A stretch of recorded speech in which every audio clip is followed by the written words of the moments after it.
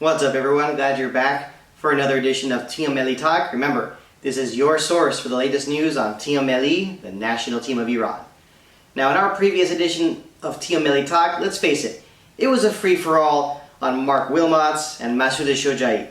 But for this edition of TMLE Talk, we're still going to be going over Iran's defeat to Iraq in Amman in a recent World Cup qualifier. But we'll be focusing more on statistics and taking an in-depth look at reasons as to why Iran had so much trouble against Iraq in Amman. So if you like what we will be talking about, then hit that like button.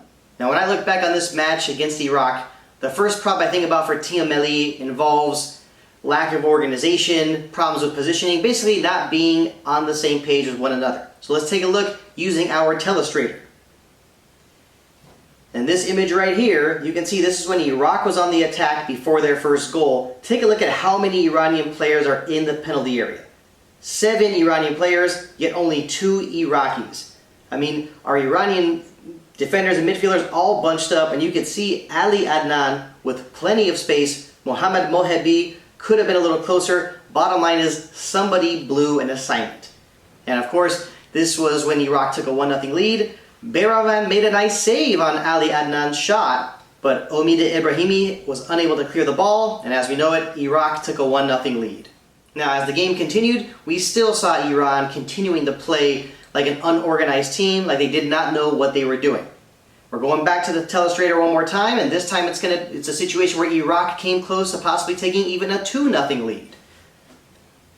Now, in this image, take a look at Safa Hadi. Plenty of space before he took a shot, but look at all of that space right outside of the Iranian penalty area. And we see something similar once again like we saw right before when Iraq took a 1-0 lead. Look at how many Iranian players bunched up.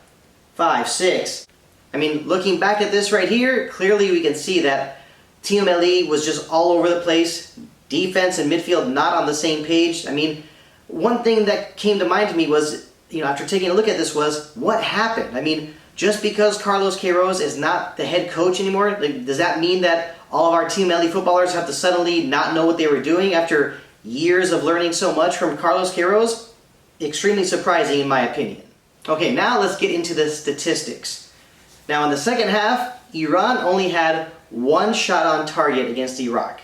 I mean, it's a terrible stat when you look back at that. And altogether, for the entire match, 0 corner kicks for Iran. I mean, this is just unreal to me. It was such an ugly game. But now let's take a look at a stat I've been really focusing on a lot. Now, this involves 50-50 challenges. Now, out of 9 50-50 challenges between Iran and Iraq, Iraq won 78% of those. Now, to be exact, Iraq won 7 of those, while Iran only won 2 of those. I mean, in my opinion, that really says a lot about the effort of TMLE. What was it that what were they doing that day?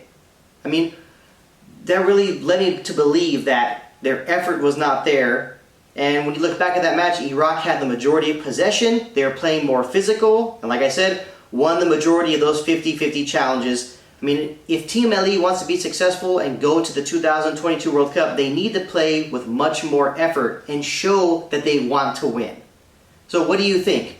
Was there a big problem with TMLE's effort in that match against Iraq?